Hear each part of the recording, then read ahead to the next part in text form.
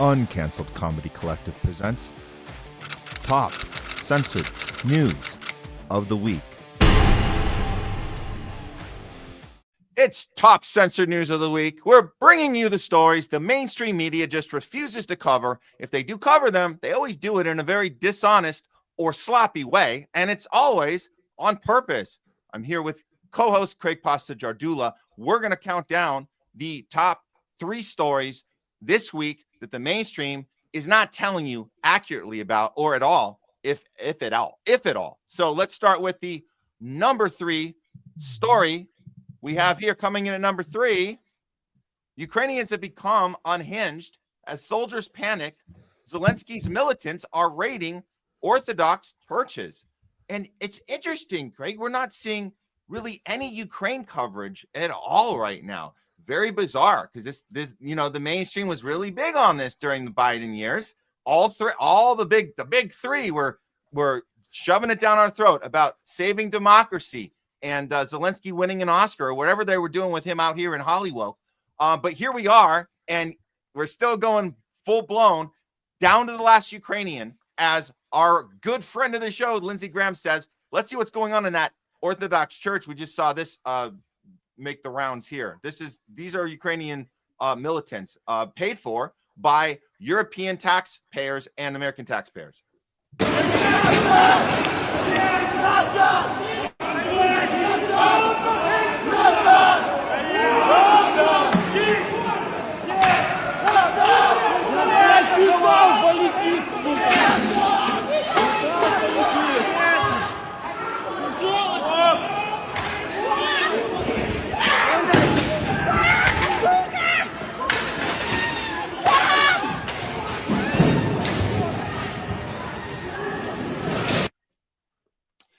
Yeah, so while Bernie is calling Israel and the siege, the war on Gaza, it's a war, right? Not an occupation or an annihilation or a genocide. He says it's a humanitarian crisis, but he will escort you out of a rally if you claim that Ukraine is a proxy war and we need to stop funding this insanity, and he'll even in some cases have you arrested at a rally when you come there with the same adage, which is, why do we keep funding this insanity? Because that's what this is starting to remind me of, are the IDF soldiers. That's what I'm looking at right now. But here, let's before you chime in, let's look at some of the reactions. We see this all the time, but this is just yet another one. Here's a woman crying because why? Because they're stealing all the men that are remaining alive, and they're forcing them on the front lines and having them slaughtered, and they get slaughtered usually within the first 24, 48 hours. And they know this too. That's why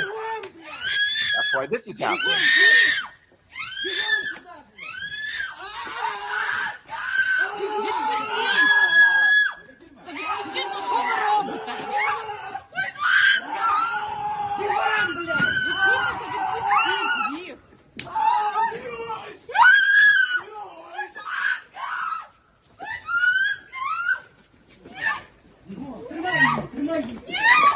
Та не трогайте його. Так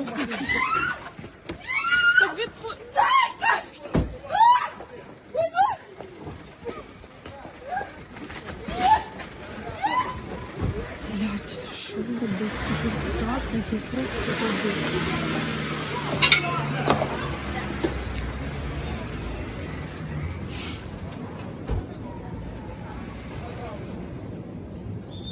Там куди вони уїбуть? А дівчину де цей? Дівчину в машину теж? Wow, that's crazy, man. That's what we're paying for, by the way. That's what we're funding. Yeah, we're paying for that. We're paying for that. Here's one more that I saw a community note where they said it looks like it might be AI. I don't know. I don't think so. Because usually when you get the AI warning, that you get, Grok will say this is definitely AI. But I think people were just trying to, lessen the blow. But this is, if it is AI, you tell me what you think. You guys tell us what you think. But this is what the feeling of the sentiment is like from the young soldier that doesn't want to be doing this. They're forced into the front line and they know they're going to die. This is what it feels like. This shot right here. I think that, Matt, you should let people know. Go ahead. For those who are just listening out there, we're showing clips of people who are in Ukraine, soldiers in Ukraine, who are grabbing people in Kiev or one of the major cities and just kidnapping young men, throwing them in vans and taking them off to die in the front line. As Matt explained, that they're dying within the first 24 to 48 hours. For those out there who are listening, you go back and watch the video. This is hard to watch. This is hard to watch. Exactly. And I don't know if I believe this community note, but I think that people don't want to believe this. If they were championing this Ukrainian flag in their social media for the last 3 years, and then they're seeing this, I get it. Like, you don't want to believe this. You don't want to believe that this is where your money is going to. Check this out.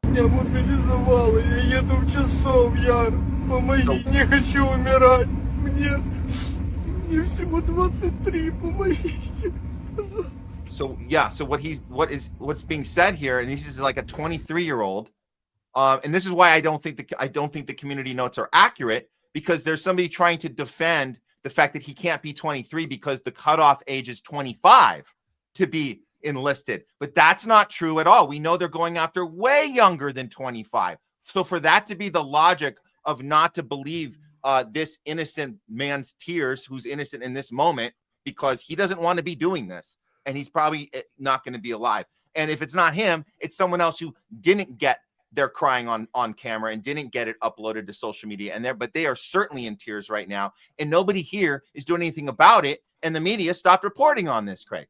Yeah.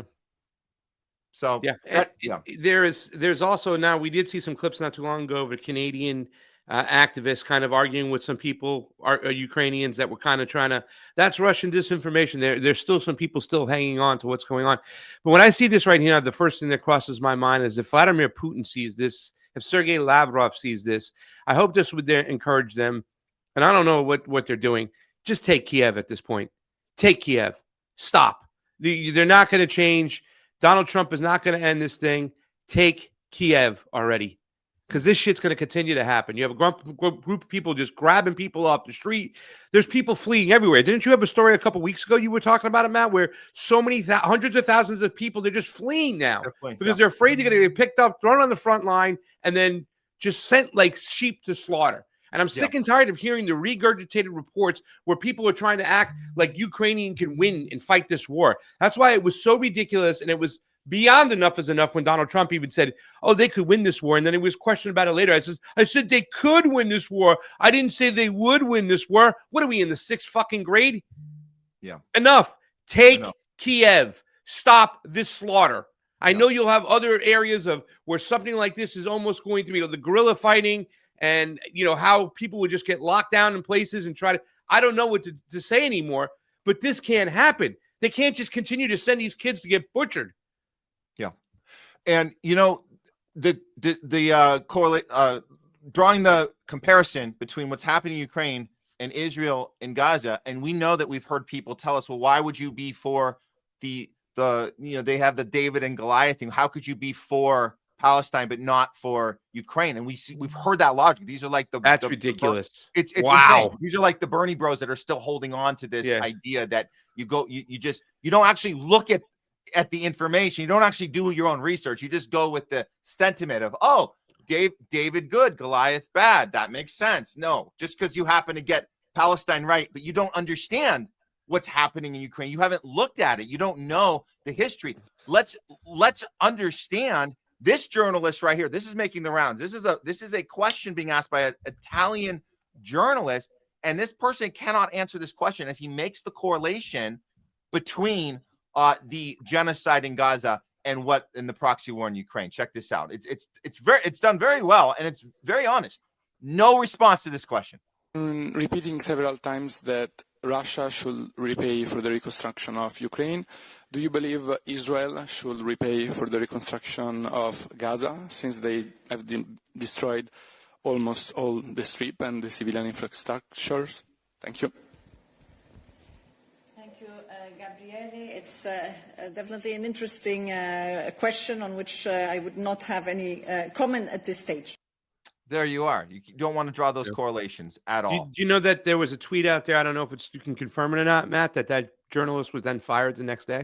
Yes. You know what? I saw that. I said it was tweeted several places, but I didn't see the official that it was official. But yes, people are sharing that out that he was fired. And because there's certain things you can't do, right? You can't go and be in these rooms. You can't be invited in and have access and then put people on the spot like that. So you're made an example. Or they'll carry you out of the room like San Husseini, right? Max Blumenthal, get your ass out of here and stuff. Yeah, so. they say you're out of here.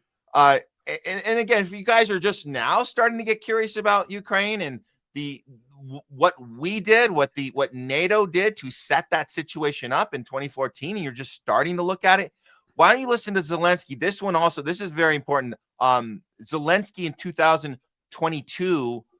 So this is right at the beginning of this thing. He's going to tell us that it's the West, that they don't mind having these long drawn out wars because it's about exhausting Russia, and that the idea is that that the demise of Ukraine, ultimately it will cost Ukrainian lives. But there's an idea he's giving away the game plan and pretending like, oh, we're caring about Ukrainian lives. Clearly we're not, because by doing this, by signing up for this, this is coming to fruition. We are, like Lindsey Graham said, down to the last Ukrainian. Here's Zelensky. Everyone has varied interests. There are those in the West who don't mind a long war.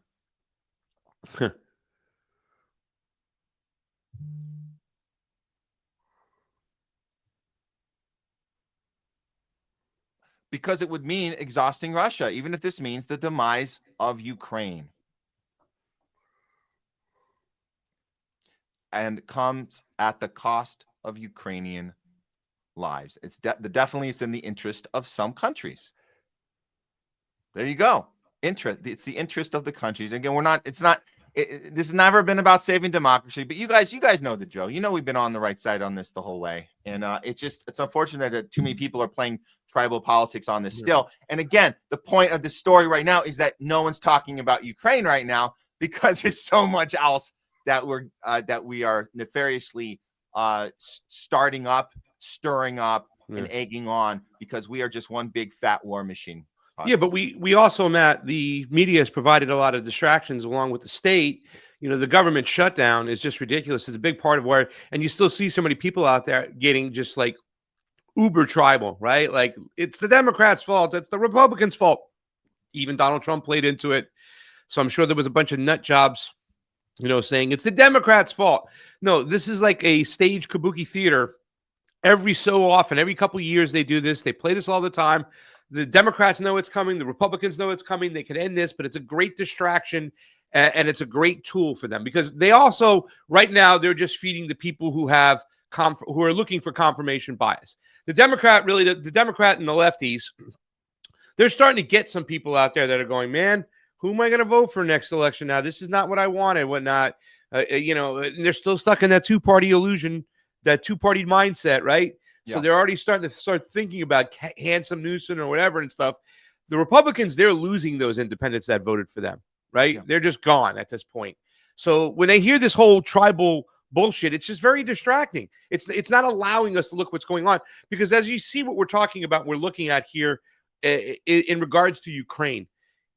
And I keep, I got a little excited there and say, take Kiev. We need pitchforks. The way these politicians, not only here, but in Europe, can keep playing this fucking game and just sending poor kids off to get slaughtered is disgusting. It's disgusting what's happening in Gaza, Israel. I don't think the majority of Americans want this. And it's enough is enough. It's not only time is it time for Russia to take Kiev in this country and in the West, in Europe, it's time for fucking pitchforks. Enough. Yeah, enough. I mean that, peacefully. Peacefully, yes. Nonviolent pitchforks. The pitchfork is just there so people could see it.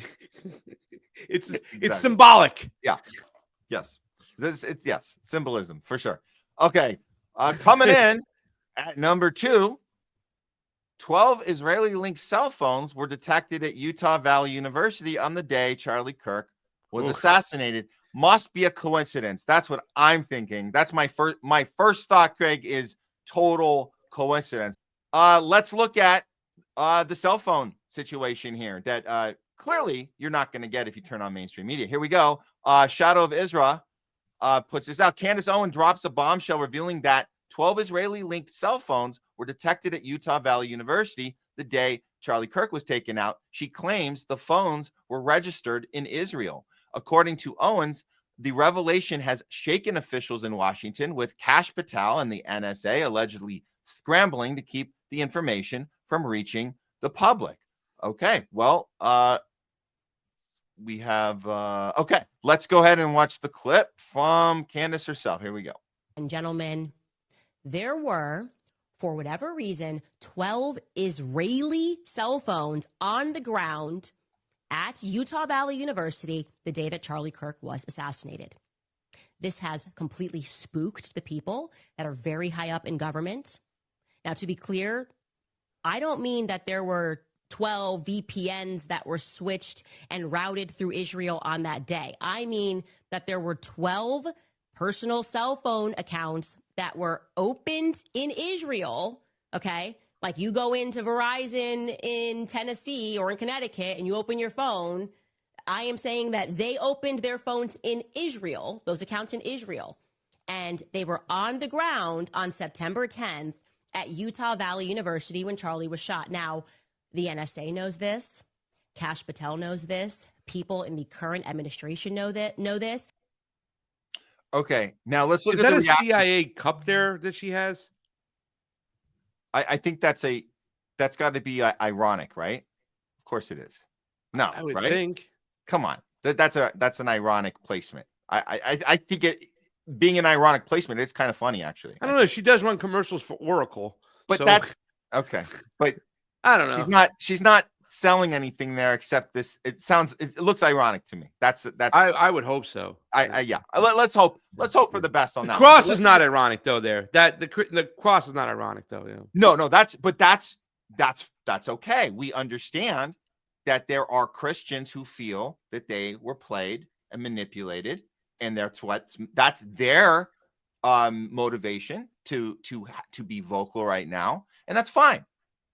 We're not all coming from that place, obviously, but wherever you're coming from, it's fine. Whatever it takes to get you angry and want to have answers and want to call out when we're getting information kept from us on purpose, and then we're called the conspiracy theorists and we're canceled. That's important. I don't care where your starting point was. If you get to that place to be a voice for people who are being pushed aside and punished for wanting to have discussions, then I'm for you. I don't care where you started, where your starting point is, and that's fine. That's where I'm at. Now let's look at the reaction to this one. So we have this is from Linda Mason. So 12 Israeli linked foreign phones found to be on location at the event where he was assassinated.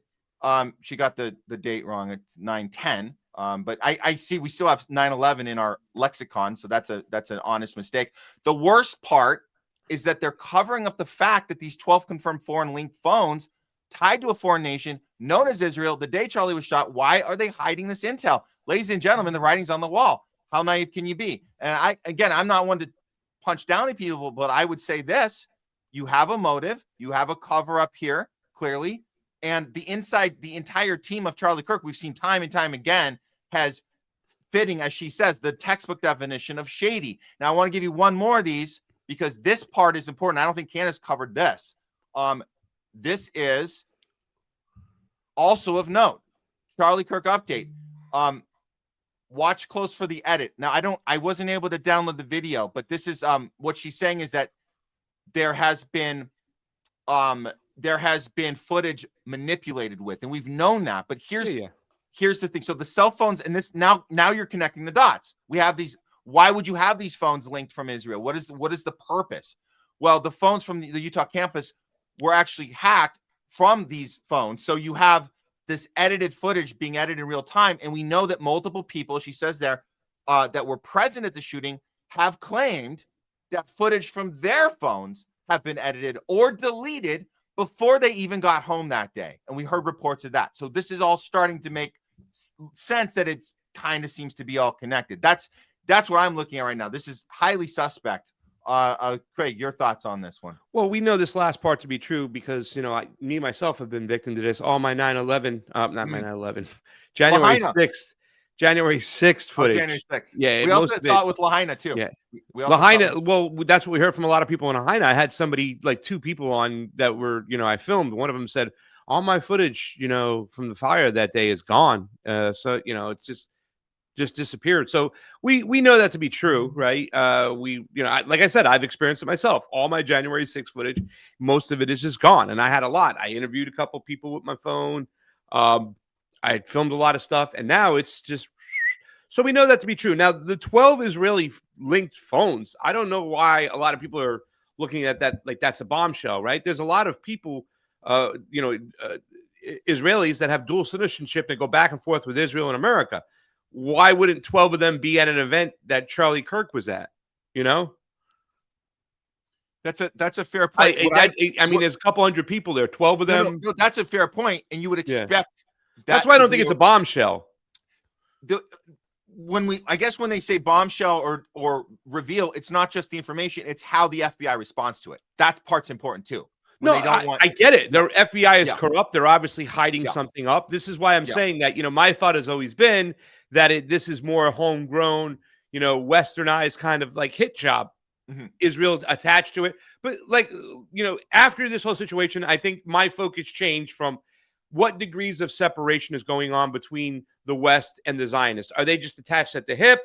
Who's actually making these decisions? And I've come to the conclusion that they're just operating together, where each side will just weigh the interest and kind of take turns of sorts, or they're working together, collaborating together to make sure that they can benefit from every false flag or any crisis, right? Well, look, I would love to agree with that sentiment. However, there's just this one thing that kind of is like that elephant in the room of that argument is that only one side has to go from their country to the other country and manipulate, bribe, blackmail, create laws that you can't critique the other place. And so if I saw that going on in Israel, that if you weren't allowed to critique America and you would get punished for critiquing U.S. policy in Israel, and people in Israel getting bought off by U.S. lobby, then I would agree with that sentiment that it was more tied at the hip. However, I can't see that, Craig, because it seems that one puts all their effort into controlling the other. And if we see those in all these different elements, from censorship, social media, the legal system, our laws being put in place, and following the money, the media, I don't see it. Well, we don't know, Matt. We don't even know one single member of the Knesset. We don't know a name. We haven't looked at to it. How do we not know that there's military-industrial complex people influencing them? We don't know that. Look how much money the military-industrial complex has made fighting Israel's wars. You know what I'm saying? And once again, it's like we look at them, we automatically say the Wesley Clark list. And this is something that you've pointed out, I think, better than anybody. You're the first person I've ever heard say it. Is like Wesley Clark came out with that list, but Wesley Clark never said where that list came from. And we kind of know who it is because we've heard people like Ray McGovern, people like Douglas McGregor, people like Colonel Wilkerson say that the Pentagon is run by the Mossad, by Israel. You know what I'm saying? Or at least they have their voice there, and they're collaborating with somebody to make sure things are done. Mossad agents tell us this. Yeah. We've heard actual Mossad agents say we've been in the Pentagon since 2001. Absolutely. But we don't know the flip side of how much influence we have over there. And remember, we're the ones with thousands of bases. We're the ones with the multinational corporations that are making money as we conquer these countries. We're the ones who the military-industrial complex has made money hand over fist. So that's like I'm saying. And we don't know the collaboration that is taking place. If you look at the finances alone, how much the West has made, because all these bombs that are being dropped are American bombs. Right. So that's there's a lot of money in that. Yeah. So like I said, Matt, I'm not saying that you're wrong, and I'm not saying that you're right. I'm saying that I think that's where I'm looking now, and that's what I'm trying to understand. And from everything I see, it seems like they're attached at the hip. Could be wrong. And, it could be, Israel wagging the dog, but it could be United States too as well, or it could just be a collaboration of both. I don't know. Well, one of the greatest tricks I think they pulled off on us is that when we do critique Israel, we always talk about the money, and we talk about the taxpayers funding a genocide, or the taxpayers funding Israel foreign policy. And we'd say we're sick of it. We're sick of paying for everything, right? But the trick they pulled off was that we stopped talking about the money at the point of that we write the check, and we don't even consider our national debt. We don't consider the trillions of dollars. Who do we owe that to? Who do we owe the $1 trillion to? The banks, the Federal Reserve, which is the thing that was implemented, which started everything off. If we go back to the implementation of the Federal Reserve, that's what got everybody pissed off originally and led to all China a lot of money too. So, if they come calling too as well. So what do we know about debt? We know that even if you're the one writing the check, who are you really working for? We know we work when we have credit card debt, that the credit card companies own us, right? Even though we're getting out the chart, we're getting out the Amex card, we're getting out the, hey baby, don't worry, hey, I got you, right? First date, I'm gonna no, just charge it to my company account. I got this, baby. Well, who has that? You know what I'm saying? So like, let's look at the full picture. Who's really wagging the dog here? Who's really controlling the puppet string? That might be one and the same argument, because I believe a lot of people, with the names that own these banks, Rothschilds, right? So this is what I'm talking about. You can't say the thing. You can't say the listen, thing. I'm there with you. You know what I'm saying? So we're okay. I'm there with you. I think we got it. I think we're there. Okay. Let's go. With that, let's get to the number one top censored news story of the week. Here we go. Number one, Trump is planning a secret ground ops in Mexico to hit drug labs and cartel leaders. Well, let's see how we got to this place. There's been obviously a lot of cartel situations that involve murdering politicians. We've seen this the entire the political landscape. When Sheinbaum was coming in, we saw all of her associates and people running these different elections. They were all getting murdered. There was like 37 of them being killed all throughout the same election season. And the mainstream doesn't do a good job of breaking these down. Well, I'm going to show you guys just the most recent one and see if this can maybe inform us of why this is happening now and why the media is not quick on reporting on this. So here we go. This is news out of Mexico. We have from Right Angle News Network, Carlos Manzo was mayor of Uruapan, Mexico, has been assassinated by cartels after pleading with President Sheinbaum to intervene in the city's cartel violence and heavily criticizing her inaction. And this is what I said, the 37, she's the same one who saw 37 of her opponents, quote unquote, pass away earlier in the election season last year. And there he is. He's dead. He was killed at the Day of the Dead event. He was with his family and he was murdered, right? Like made an example of right in the middle of public execution, basically. And there she is. And so let's look at, there's an actual video from that incident. Here it is. Graphic content warning, but I think it's more of the audio graphic content, but check it out.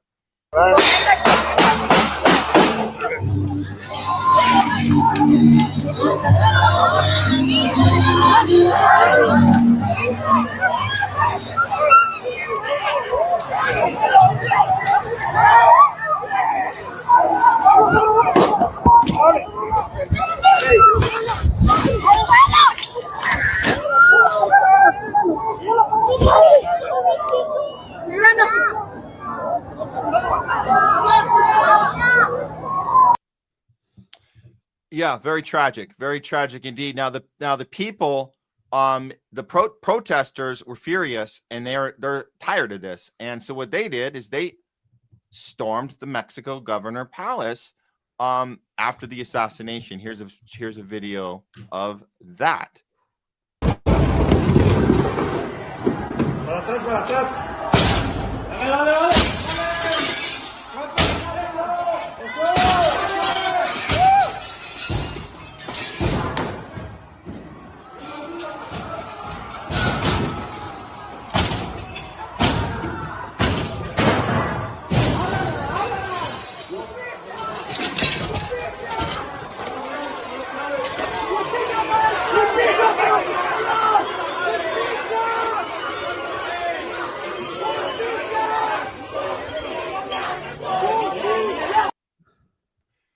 So, all that going on at the same time, and now we're getting word, and we want to figure out if these two incidences are connected. But now we got word yesterday.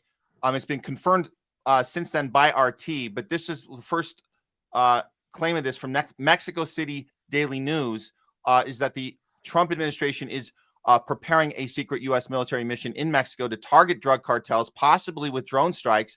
Discussions and training have begun, but nothing is final. If approved, the mission would mean direct U.S. intervention on Mexican soil for the first time. And this from Code Pink. It's Trump's new war threats are extending now to Mexico. He's now floating a military mission inside Mexican territory with drone strikes, U.S. troops, and CIA operatives under the same fake drug war, which we know is the excuse he's used to bomb Venezuelan boats, which has 67 people already been killed in those strikes. So she's pleading. This is Benjamin. She's telling us to tell our senators to support the war powers resolution to stop this war before it starts, and saying hands off Latin America. And then RT put this out. This is Trump is planning a ground ops in Mexico, and he's going to hit the quote the drug labs and cartel leaders. And the this is a new mission, and it's basically, as he's now quietly drawing this plan, he's quietly drawing war plans for also Nigeria and Venezuela, which we know. So this is an all-out insanity on Trump's end and our end, and it's not being covered accurately or at all, really, in any honest way by our mainstream media. Pasta, what do you make of all this happening at the same time? Do you think that's related to all the cartel hits? And obviously, we know we fund the cartels. So are we making this happen in sort of a series of events to manufacture consent? Well, this is really kind of beefing up, and this is something me and Fiorella had talked about, that when Trump got in, there'll be a lack of concern, a pulling away, a stepping away of sorts from Ukraine and Russia for sure. We would always back Israel and let them do what they have to do and take care of business, giving them whatever weaponry they need. But there was going to be attention from our intelligence apparatus, our military, towards away from parts of Asia and the Middle East, and refocused in Latin America, Monroe Doctrine style. No, the timing of this is not just a coincidence, obviously, with Venezuela taking place. And then, you have the situation where, he's also kind of getting puffery against Colombia. We've shown the map before from 1930 that came out of the Club of Rome, which was another think tank, another NGO of sorts, an elitist group, very much like the Carlyle group or the WEF, and those particular group, Bilderberg, all these little small groups that go around, that they're supposedly the social engineers of the globe, and those are the ones who are setting it straight. And if you look at that map, it has Canada, when it looks at one block, it looks at Canada, United States, it's all red, all through Central America, and just Venezuela and Colombia, which are on the top of South America, and then Greenland too as well, right? Or is it Iceland? Which one did he want to buy, Iceland or Greenland? I think he wanted to buy Greenland, right? Greenland is ice, and Iceland is green. Greenland's the cold one. I've been there. It's the cold one. That's the one he wanted to get, Greenland. Greenland is ice, and Iceland is green. Iceland is green, yes. He wanted to get Greenland. He's talked about it. And I've always said, when looking at that map, well, the one that's almost impossible for him to take is Mexico. There's no way that's going to happen. But now we see this. If we were serious about solving this problem, we would pump the brakes. We've heard a lot of discussions lately, and if you listen to or watch Judge Napolitano's show, he's had some people in there, ex-CIA, whatnot, ex-military, Ray McGovern, Colonel Wilkerson, Larry Johnson, all these people, and they talk about it, and we were able, and you were there that night with me and you and Jeremy, we were able to meet Freeway Rick Ross and talk to Rick Ross. And he, as far as I'm concerned, is the linchpin. Freeway Rick Ross was the man who was the head of the gang in South Central that took in cocaine, turned it to crack, and then sold it in the streets. I don't know if it was turned into crack by the time it was given to him or after. I'd like to ask him those details. But supposedly he alleged that it was given to him by the CIA and members of the CIA. The CIA then sold those that drugs on the street, took that money, got weapons to the Contras in Latin America, because the government, the Congress, would not fund the Contras at all for a civil war in Nicaragua. So the CIA had to find, in other words, they also sold weapons to, I believe, oppositions in Iran too as well. That's why it was called the Iran-Contra scandal. So we understood there was a relationship. There were CIA assets that helped drug lords in Bolivia and Colombia get that cocaine, in Nicaragua too as well, get cocaine into the States. They couldn't do it without them. So there's this argument growing. And like I said, on Judge Napolitano's show, you'll have a couple of people saying the CIA was never involved in that, or the CIA they weren't necessarily involved. They knew and they turned a blind eye. And there's people who say, no, the CIA worked along with the cartel to get that stuff in here to make a shit ton of money because it funded their black operations. So if we are serious about anything, and this is something Donald Trump was supposed to be, right? He was supposed to be against the deep state. He was supposed to be the president that was going to shake everything up. Well, what relationship today, current day, present day, does the CIA and the cartels have? We need to know. The American people need to know what relationship they have. And once we start there, we can then start working in another direction. But for me, this seems like just a way, an excuse to go in there and start to destabilize Mexico for whatever reason. This seems like a big destabilization project going on. And it's going to start with black ops and military operations everywhere. We also have an election coming up in Honduras at the end of the month. That means a lot, right? If they get to pump it in. One thing that people don't realize right now, that in Bolivia, the West got it back. They were able to fracture what was going on with Evo Morales and that particular party and not allow him to run again, even though they wanted to change the Constitution, because the majority of the people overwhelmingly wanted Evo Morales to be the president. And that's fine, right? That's why I don't necessarily believe in term limits. If you got a good leader, he's doing a good job, you trust him, you should be able to vote for him. You just should have a fair system where you can vote people out as well. But the United States got back Bolivia. And there's a shit ton of lithium there, Matt. So all these minerals and all these rare resources that are in these countries, the West wants them. You also have an election in Nicaragua next year. So Central America has to go. They have to get it. They have to get their grips on it. So there's a lot of stuff going on, and it's not just a coincidence. I'm wondering about this situation right here, because I've spoke to Derek Brose before, and Derek Brose lives down in Mexico, and he's even said, he goes, well, the cartels are running muck and nobody's doing anything about it. So there is a little bit of that going on. I would think that AMLO and Claudia, who they do prospectively run their country, they have a big stronghold on their country and their economy. Those are guys also that wanted to nationalize the lithium, and they formed a pact.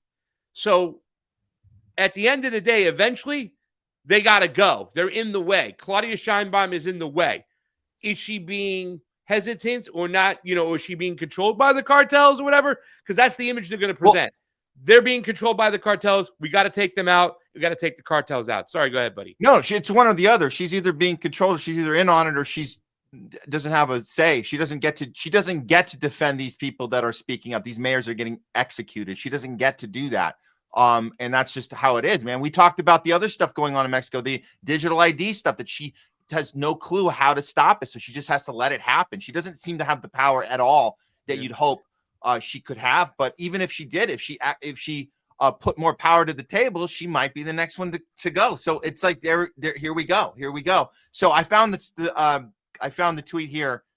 Let's round off this segment here and get your response to this. If you want to read, do you want to read this one?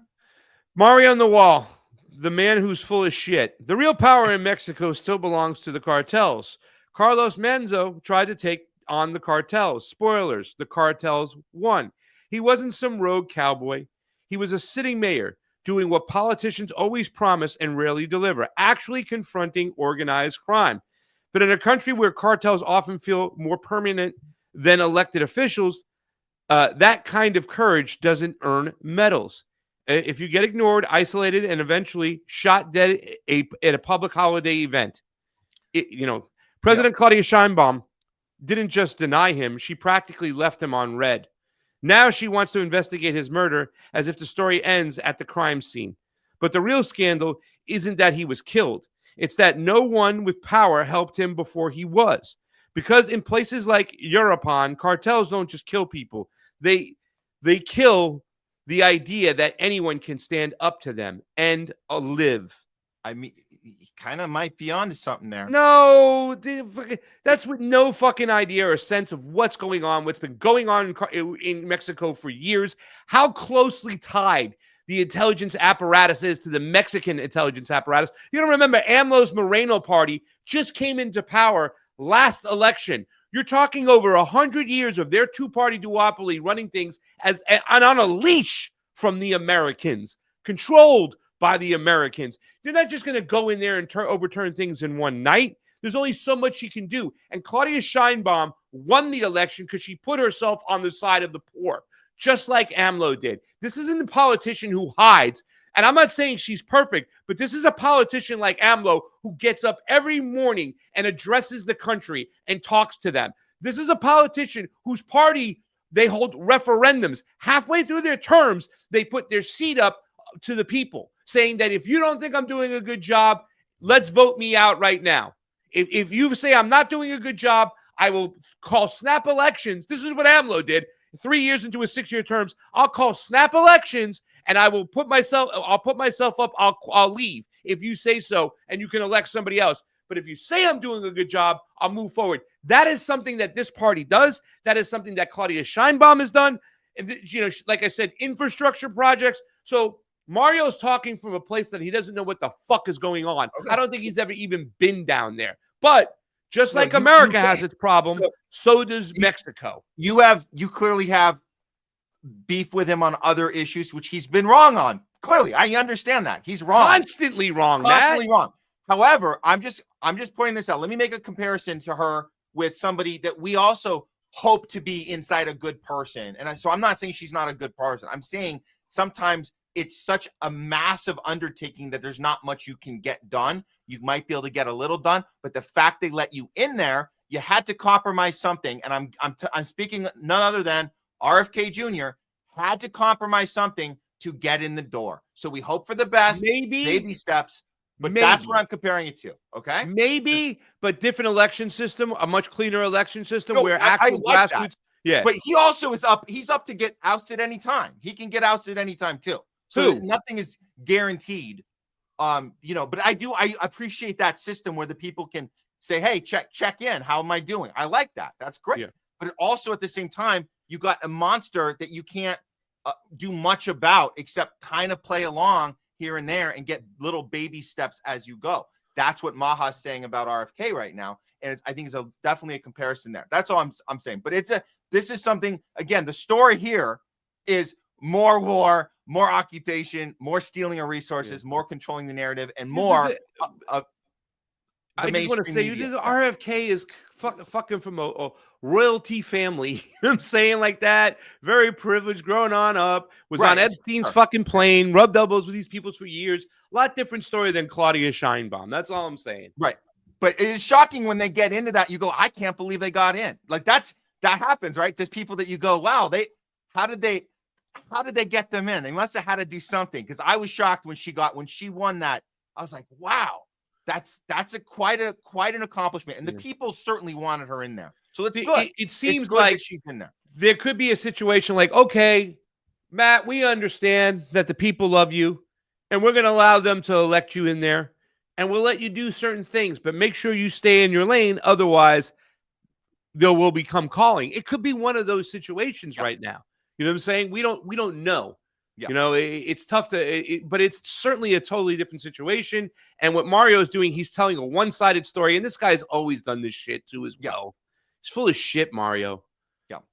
All right. Well, that's it. At least we're talking about it. Well, you're not going to get this conversation. We're having real conversations, Matt, at the homeless fucking left. Oh, yeah. THL, baby. That's right. And that should do it for Top Censored News of the Week. Great Keith Olbermann impression there. Yeah.